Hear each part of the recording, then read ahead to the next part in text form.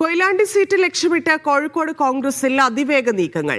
DCC president K Praveenkumar മുന്നൊരുക്കം നടത്തിയ സീറ്റിലേക്കാണ് മുല്ലപ്പള്ളി രാമചന്ദ്രന്റെ പേരുകൂടി വന്നത്. അതിനിടെ മുല്ലപ്പള്ളി രാമചന്ദ്രൻ മത്സരിക്കുന്നതിനെതിരെ വടകരയിൽ പോസ്റ്ററുകൾ പ്രത്യക്ഷപ്പെട്ടു.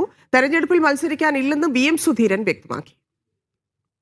20 വർഷമായി കോൺഗ്രസ് MLA ഇല്ലാത്ത കോഴിക്കോട് വരുന്ന നിയമസഭാ തെരഞ്ഞെടുപ്പിൽ പാർട്ടിക്ക് ഒരു സീറ്റ് ഉറപ്പാണെന്ന് നേതാക്കൾ കരുതുന്നു.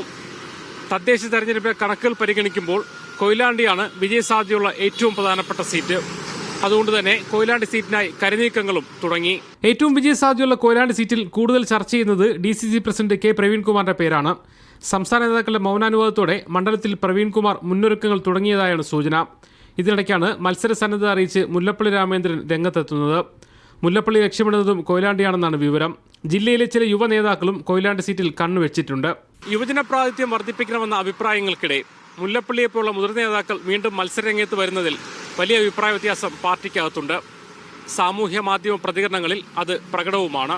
ഇതിനിടെ നിയമസഭാ തെരഞ്ഞെടുപ്പിൽ മുല്ലപ്പള്ളി മത്സരിക്കുന്നതിനെതിരെ വടകരയിലെ അഴിയൂർ, മുക്കാളി, കുഞ്ഞിപ്പള്ളി തുടങ്ങിയ സ്ഥലങ്ങളിൽ പോസ്റ്ററുകൾ പ്രത്യക്ഷപ്പെട്ടു.